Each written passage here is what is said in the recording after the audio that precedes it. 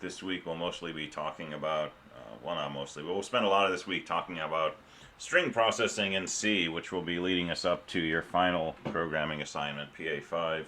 Um, but yeah, Bash is a little weird.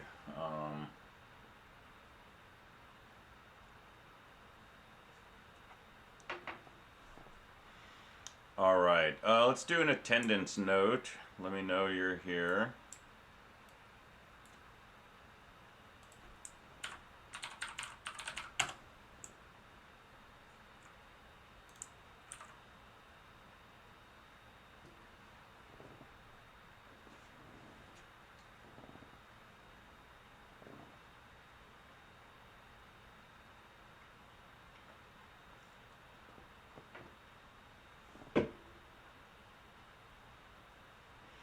All right. Well, other questions so far.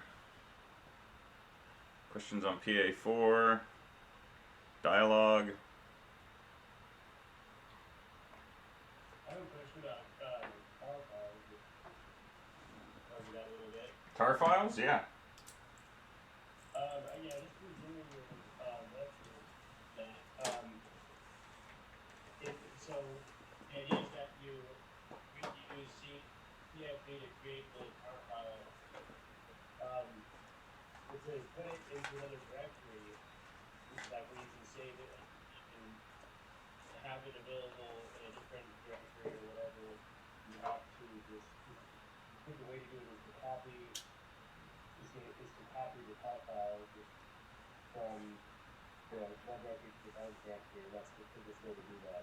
But That's correct. Yeah, you can use something like just a CP command to copy the file over. And once you make a tar file, it's just a plain file. It's like, main.c or readme.md. It's just another file. And so you can copy it with CP. You can move it if you wanted to rename it with MV. You can move it from one machine to another with SCP or SFTP or WinSCP or any of the other tools. But it becomes just, one file, but with the ability to untar it on another machine and reproduce the whole directory archive. I don't know if that... Okay. Yeah, thank you. Okay, yeah. Yeah, and tar files are super useful. Like I say, just be really careful. Make sure when you say CVF that the thing after that is, some sort of new file, usually .tar extension, and then files to copy, right? But don't ever forget this. This F is saying, hey, the thing you find after this F is the name of a file I want you to delete if it exists, and then recreate it to be an archive. So if you happen to, say main.c here, main.c is gone. And you can even just write, the directory that you want, like before you write new file.tar, or do you actually... Yeah, you could say, tilde / new file.tar, that'll put it in your home directory, or, subdirectory / or whatever. Oh, gotcha.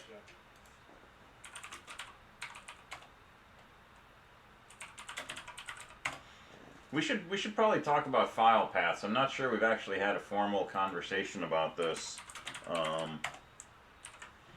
And this is definitely the course to talk about it. When we're in Linux, we're always talking about files. I don't know if I have any files to play with. I got some files here to play with.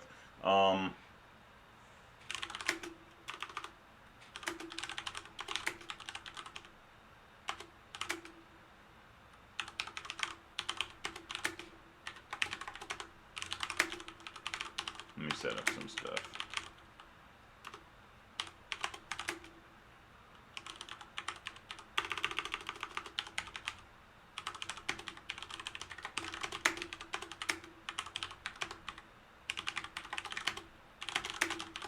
All Alright, so I'm sitting here in a directory like CSE224, and I've got some files in here, I've got some directories in here.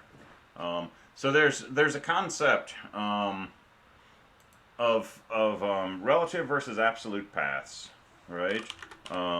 And a path is just a string that basically tells you where a file is. So paths and file names are sort of interchangeable. For example, in this directory I'm in right now,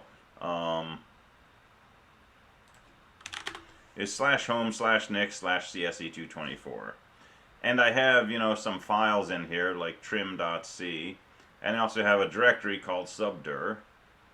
So if I say something like, cat trim.c, it's going to look in my current directory, right? Because cat expects a file name, and the file name trim.c, by default that means in my current directory, right? This is what's called a relative path.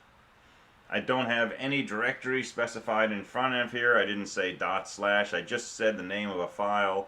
It's always going to look in my current directory, and if it finds it, that's fine. If I'm in a different directory and I do that same command, it's now looking for this file trim.c in this other directory.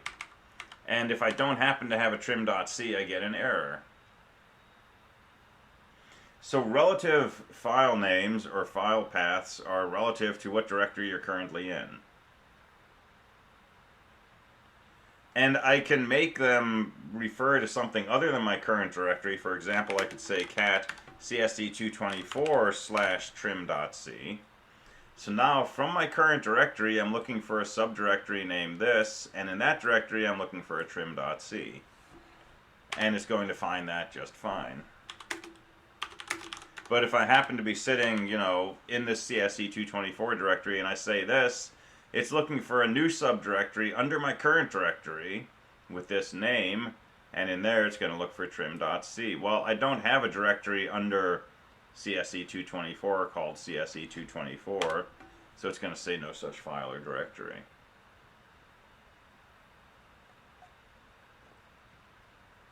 So you can specify just a file name, right, which says this file is supposed to be in this directory, or I can specify one or more subdirectories separated by slashes and followed by a file name, and it's going to follow that path starting with my current directory. So I could, list what's in my subdirectory / and it will show me what's inside, this subdirectory. If I list subdirectory /deeper_dir/deep file, right, this is saying starting from my current directory, look for another directory named this. Inside that, look for a directory named this. Inside that, look for a file named this. Alright, so it's relative. An absolute file does not depend where you're sitting in your directory tree. Right, this ls command only works because I was sitting in my CSE224 directory, which has a subdirectory named subdir. If I was sitting in a different directory, that same command throws an error, because in my current directory, which is, my login home directory, there's no directory named subdir. But you can always specify what's called an absolute path, which does not depend on where you are currently when you type the command. So, is that a question? I'll just sneeze. Okay. So I could say list /home/nic/CSE224/ subdir deeper deep file, and that's always going to work. If I'm sitting in my root of my file tree and I do that, it's still going to list the same file. If I'm sitting under /etc, it's still going to list the same file, and it's really this slash in the beginning is saying, hey, I want to look at starting from /, right, the root of the directory tree, find a directory named home, inside there find a nic, and then this, and so on.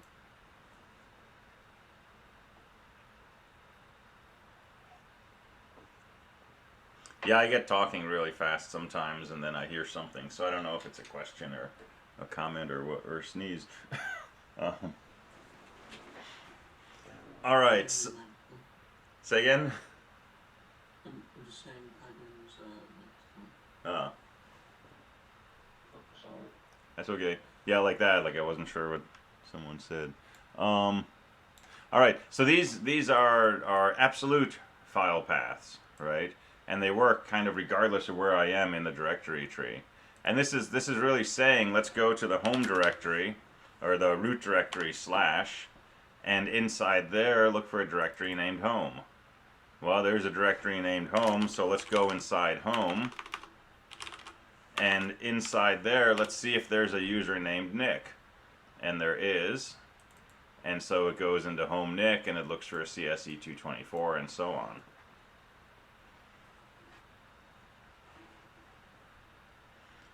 And then the one kind of tweak on this is this period and double period.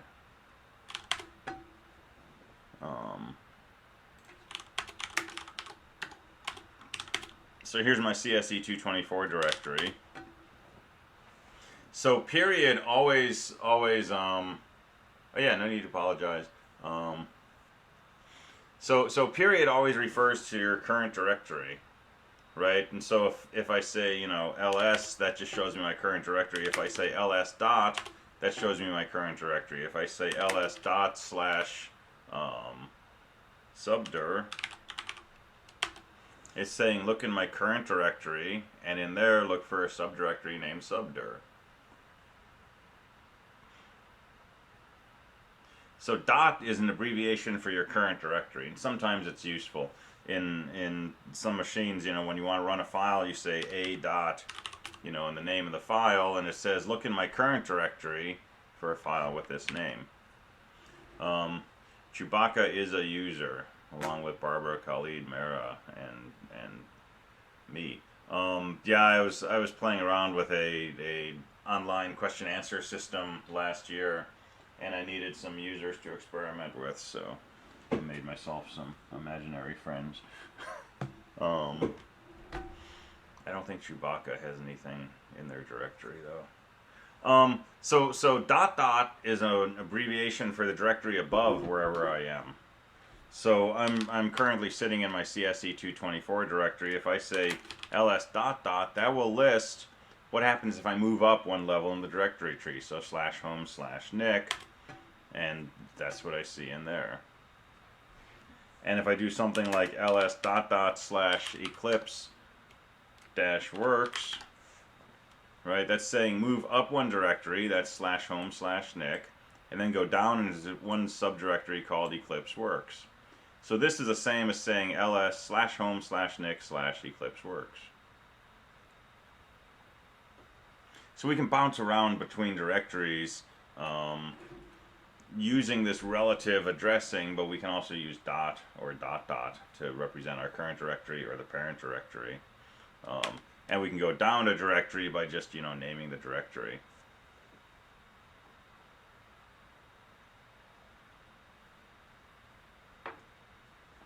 So when you use tar, right, and you say CVF,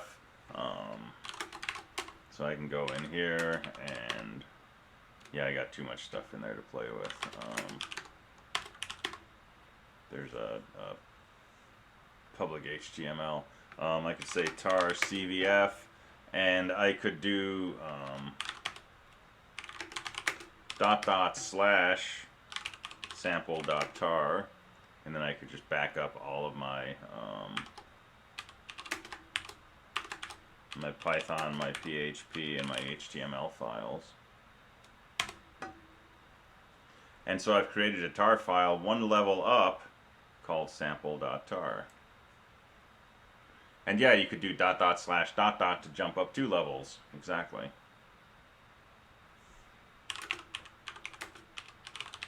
So now if I look in slash home slash Nick, there's a tar file I just created.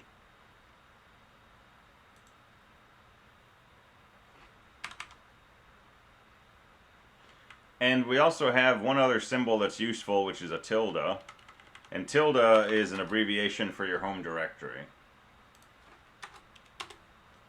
And so I could say tilde slash, you know, some file name, and that's also a way to say, put this in my home directory, and it doesn't depend where I am. It always, in my case, means slash home slash Nick.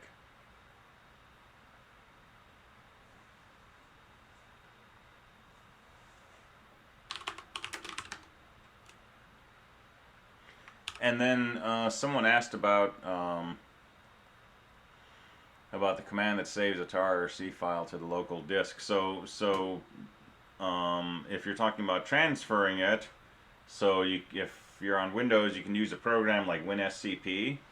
You can download it where you download PuTTY. And WinSCP pops up, you know, a pair of windows, and one of them is the files on your Linux account, and the other are the files on your local hard drive. And you can really just drag and drop between the two windows, so you can move files around like that. If you want to do this from the command line, you can use sftp. And so, for example, I can say, let's go into my CSE224. I can say sftp username at linuxengrcs.com. Put in your password; it'll log you in. And now I can say, let's see what files are in here. And let's go into assess CSE. There's the grades file. I can say get grades.txt. And now I've got a copy of grades.txt in my local directory. Right there. So you can pull files down with get. You can push files with put.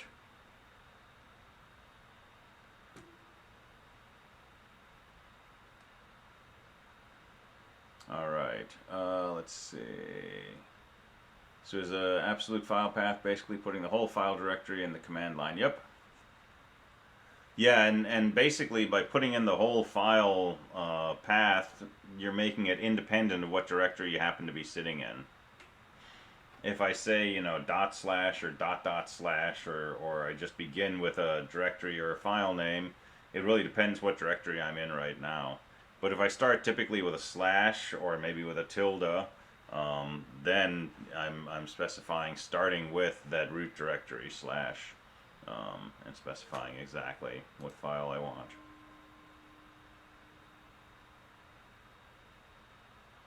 Yeah, WinSCP is fun.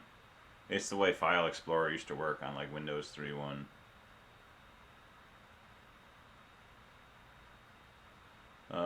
Using sftp must be a command in your local machine, not the Linux server. Yes, yes. So sftp lets you specify a machine you want to connect to, and if you run this from the Linux server, which you can do, there's probably no way to tell it that you want to connect to your laptop, unless you know your router's IP address and you have a tunnel set up on the right port, so that you can get through your home firewall. So you want to run sftp from your local machine and say connect to the Linux server, because the Linux server is addressable on the web. We'll talk about networking in probably CSE223 in spring, and dig a little deeper into firewalls and port forwarding and things like that. So for those who haven't done that, we'll demystify some of that.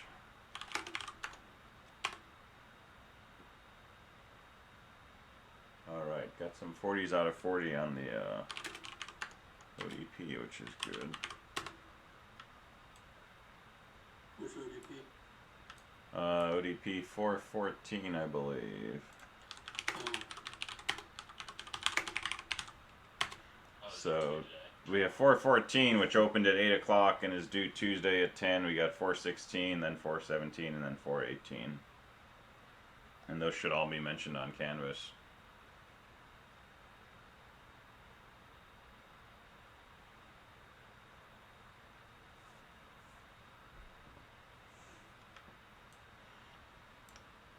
So any questions on ODP 414?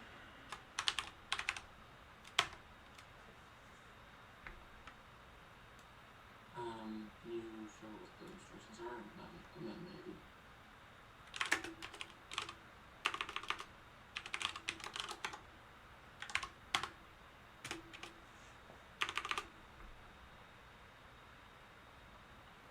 So 414, we're writing a function named mix, and you pass this function 3 strings.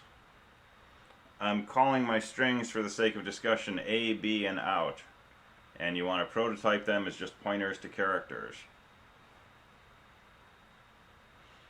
And what the function does is it basically interleaves the characters from A and B into an output string out. So your output string consists of, the first character of A, first character of B, second character of A, second character of B, and so on and so forth, ending with a null terminator. So let me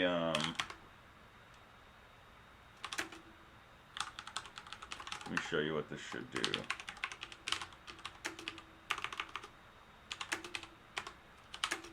So are you just appending A index 0, then B index 0, and so on and so forth, and the out? Basically, yeah.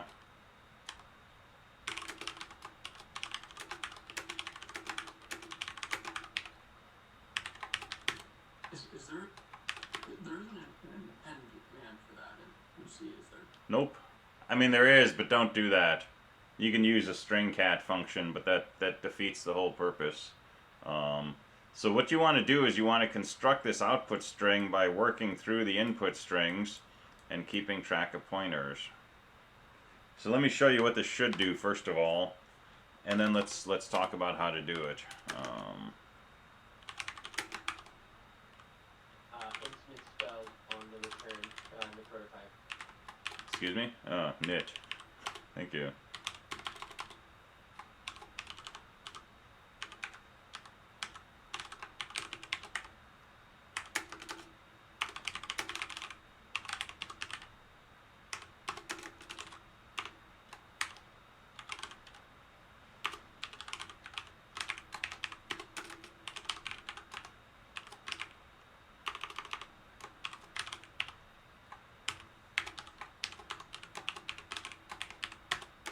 Is it possible for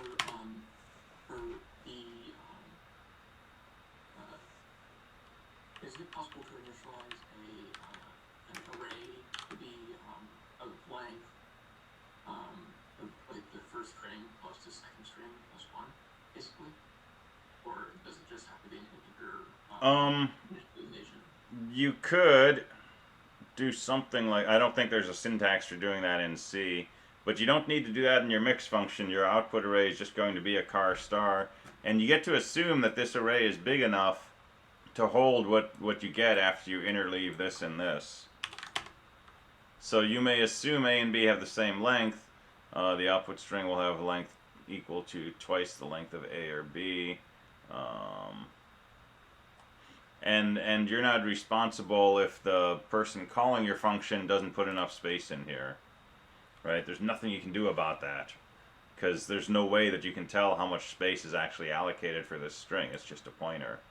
So you kind of have to assume that the user who's calling you knows what they're doing, and just start chunking characters from A and B into your output array. So here's a sample of it, right? There's the prototype of the function. Here's string 1 is hello, here's string 2 is funny. Here's an output array which will hold, more than 12 characters. I call my mix function string 1, string 2 out, and then I'm going to print that string that results, and I'm going to print it inside angle brackets so I can make sure there's no extra characters at the end of it. Let's see if this works. Right? So it was hello and funny, so there's H and F, that's the first letter of each. There's E and U is the second letter. There's L and N from hello and funny. There's L and N from hello and funny, and there's O and Y, the last letters of hello and funny, and they've been mixed together. And so how can we do this?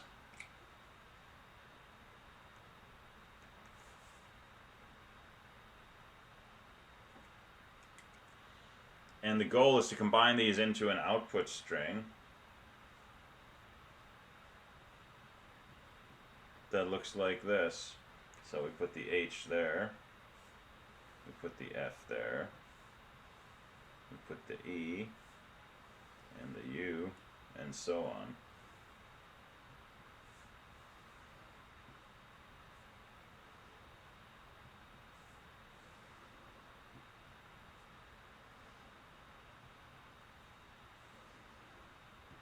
And you got to add a null terminator at the end because you're building a string.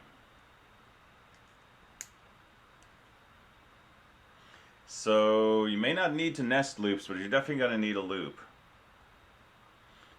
So let's brainstorm. What's an algorithm you could use to produce this string from these two input strings?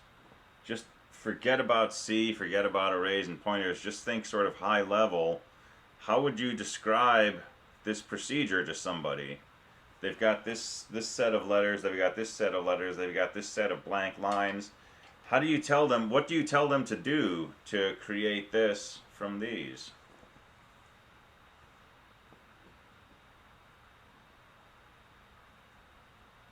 So throw out some ideas.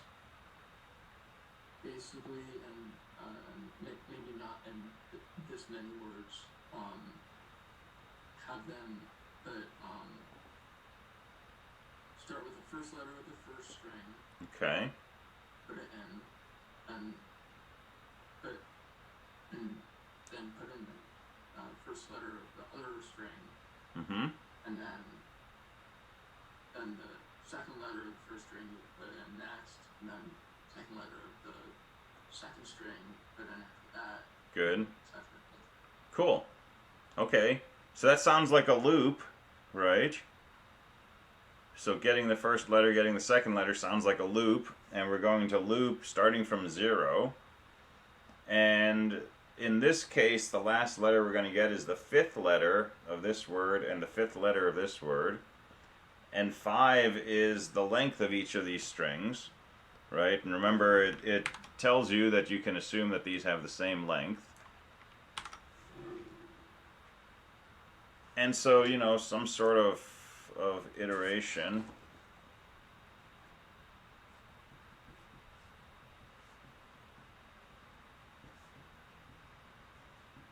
So from 0 to the string length of either string, because it's the same, minus 1.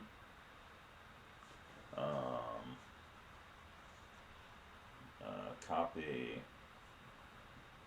string 1I to output. Copy string 2I to the output. Go back up. So the next question is, what is this copying to the output all about? How do we tell it that the first letter we copy should go here, the second letter should go here, and then here, and then here? How do we capture these output positions?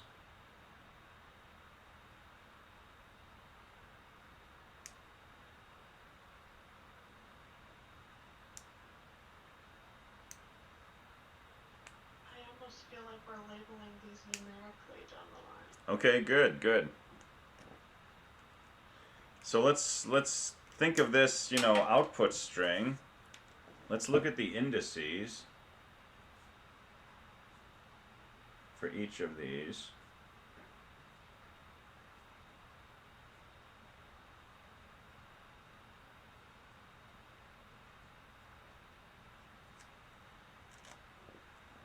So when we're copying from index 0, we're saving in output position 0 and 1. When we're copying from index 1, which will be, you know, the E and the U, we're saving those in index positions 2 and 3, and then 4 and 5, and so on and so forth.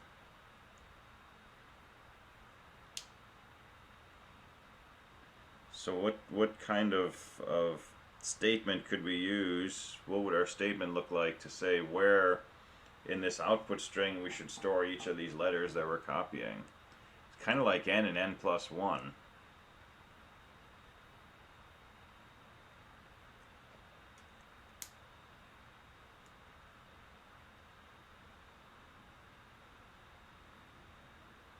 So kick around some ideas.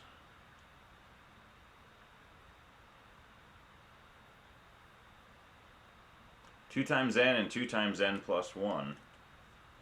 So if we copy this to output 2 times I and copy this to output 2I plus 1, well, when I is 0, this will copy it to output 0 and 1. That's those.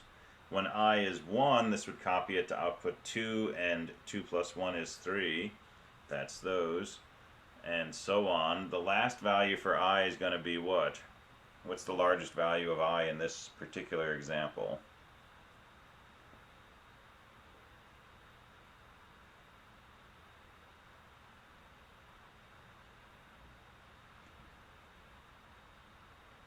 Close.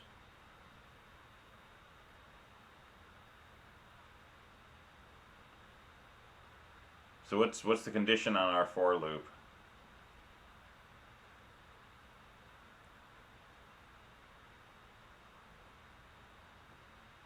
Yeah. Say it out loud. Wouldn't we have to have an output string of 2 times the input string plus 1 for the null terminator? Exactly, yes. Alright, so the largest value of I is 4, right? Where our for loop says I goes from 0 to string length of string minus 1. Well, if these are our strings, they contain 5 characters, that's what string length returns. String length minus 1 is 4. So this loop will run for I equals 0 to 4 inclusive, 0, 1, 2, 3, 4. So the largest value of I is 4, and when I is 4, this is going to be 8 and 9. Which is going to be those two, and sure enough, that's where we want the last character of each string to go. And so where does the null terminator go?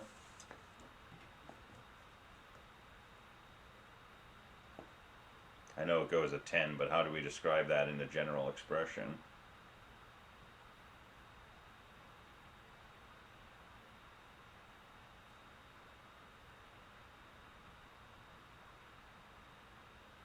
Two times I plus 2. Assuming that I gets up to 4, right, at the end of our loop, if I equals 4, say \0 at 2 times I plus 2, which is index 10. But when we come out of our loop, we don't really want to use the value of I, and if we say for integer I equals 0, I won't even exist when we come out of the loop. So what's a different way we could get to this 10 with what we know? Yeah, string length plus string length, or 2 times string length.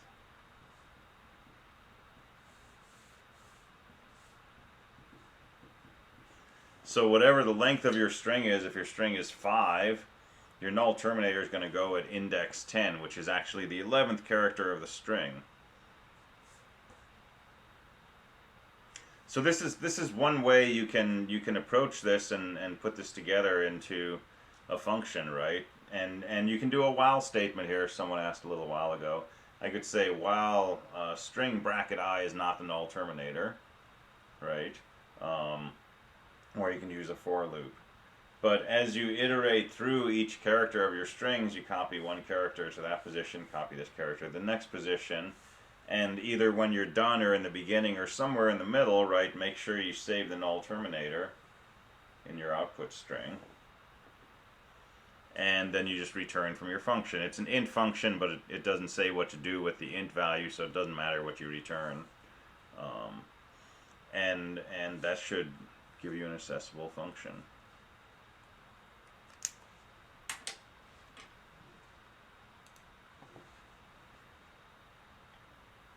Does that make sense?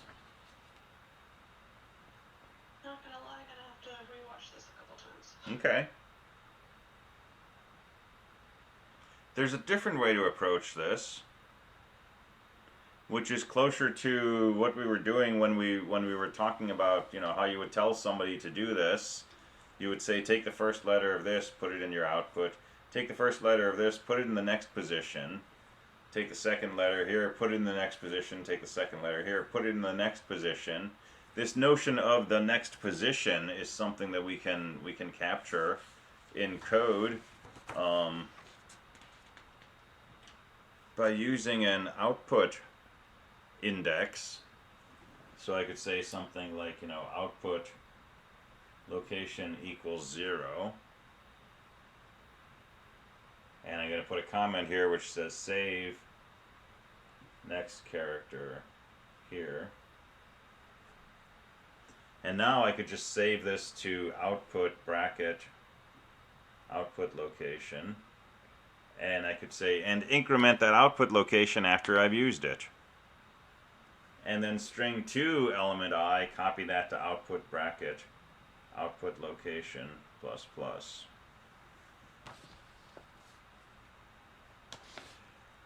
This copy string 2i to output 2i plus 1, output location plus plus, that's just pseudocode, right? Yeah, that's pseudocode. So it would just be output this equals that thing.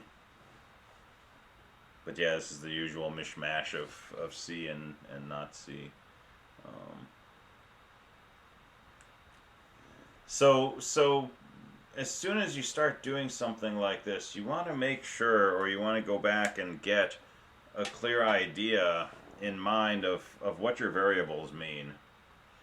And when I wrote this, I was thinking this variable is always going to tell me where the next position in my output is. I'm going to initialize it to 0 because when I'm ready to store something, I want to store it right here at element 0. That's the next place I want to write something. And as soon as I copy the first letter of the first string H into here, I immediately want to change outlook. I'm going to increment it to be a 1, which tells me, hey, this spot right here, that's where the next letter is going. And then when I come down to this statement and I say, okay, here's the next letter to save, it's going to get saved right there. And as soon as I do that, I'm going to increment outlook again to be right here. So after I've gone through this loop once, I've written my H and my F, output loc is pointing right here at this index 2. And that means, hey, when you get around to writing another character, put it right here. And this is convenient, one, because it saves you from thinking about index arithmetic, which if you like index arithmetic, go for it. I don't like index arithmetic too much. I always get tripped up on edge cases. But it absolves me of having to think about that. But also, what happens when I finish the loop, when I've copied all 5 characters from here and here to my output string, where do I put the null terminator? I'm just going to put it output loc. How do I know that? Because output loc is always where I should save the next character in the string. So my final statement becomes just, output bracket outloc equals null terminator. So that's a different approach. Exactly the same thing in the end, though, right? Same behavior, same output string, just 2 sort of different ways of thinking about it. So all the ODPs we're playing with this week are about string processing, and they're all similar in flavor to this kind of thing. And they're all doable in the same way. You're going, and the readmes are already up there on /temp, so you can, no, whoa, I froze. No, I'm just holding myself really still. And I'm talking without moving my lips. So we can always manipulate strings character by character, and that's what we're doing in all of these ODPs, right? We're just we're marching through an input string, and as we're going through, we're building up an output string from the characters that we're finding. But we're going to be doing different things with those strings. We're going to be processing them or changing them or ignoring them or things like that. So in this first one, we're just copying. But if we can sort of generalize the whole algorithm as, let's use some kind of loop to go through the input, and let's do something, either index arithmetic or some kind of running output location or something to tell us where we're going to put stuff in the output, then we can do all of these more or less the same way. Yeah, thanks for the feedback on cameras and stuff like that. I don't usually see like what's going on as much as everyone else does, so it's always good to let me know. Appreciate it. So like in 121 you do a palindrome program, right? You could approach the palindrome program the same way, right? You have some input string.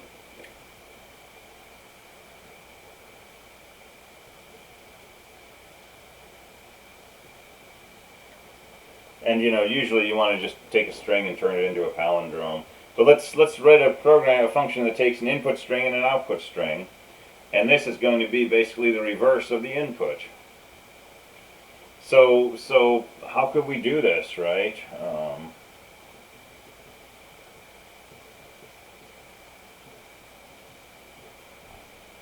For I equals 0 to whatever the length of the input string is, out bracket something equals in bracket I. And so what's the index we write character 0 at? Well, again, we could do some pointer arithmetic. We could find a formula to take input position I and turn it into an output position. Or we could have, some sort of output location that we'd initialize to wherever the first character in our input string should go. And I think it would be probably string length -1.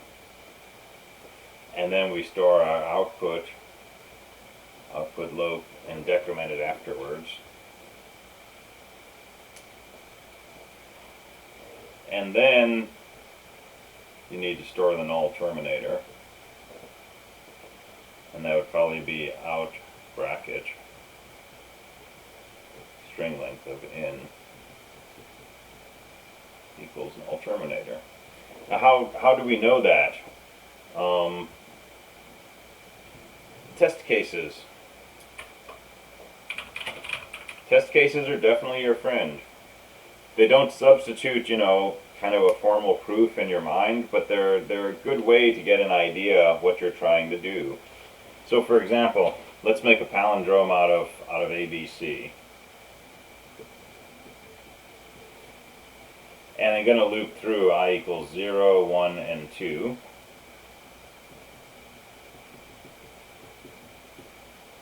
And my output, I want to end up with CBA. So my first time through, I want to read this character A, I want to store it down here at index 2. So I want to initialize my output location to be a 2. And how do I know it's a 2? Well, that's one less than the string length of my input. And there's this thing with strings that start counting from 0 that if you want to know the index of the last character, it's the string length -1. That's why we always seem to iterate on string length -1.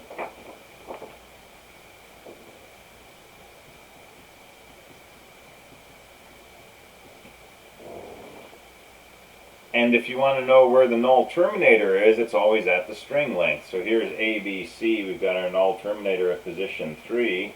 How do I know the null terminator is at position 3? Well, one way is just look at the string length of this string. String length will tell me 3, that's where the null terminator goes. So when I want to set the null terminator in my output string, right, I can just use string length of in to find the index and set output that character equal to the null terminator.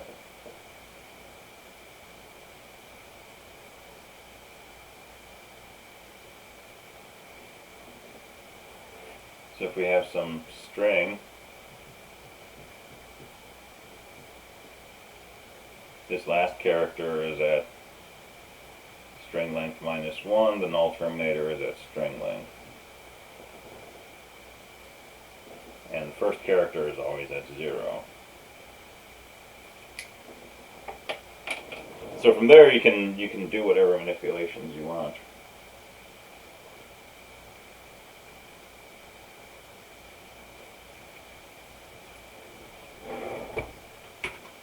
All right. So preview of coming attractions.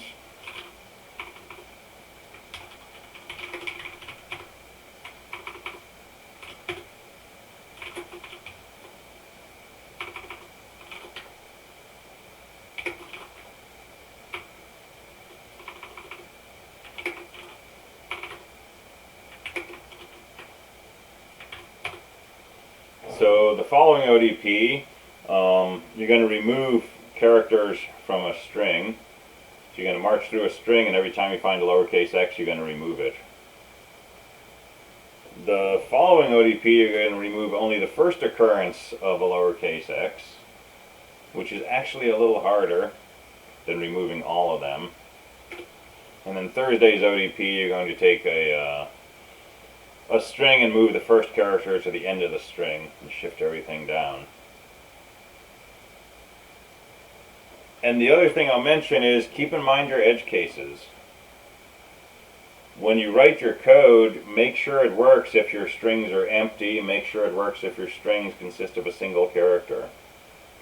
And depending on how you write your code, you might get into situations where you need to do something different in those edge cases. So anytime you're doing any coding, right, you're coming up with any algorithm for anything, think about edge cases. Think about peculiar values for variables, and do you have to do something different?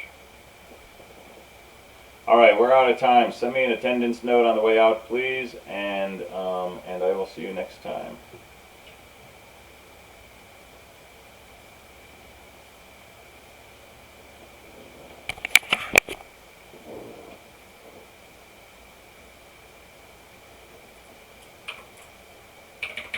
Good day. 2:15. Thanks, you too.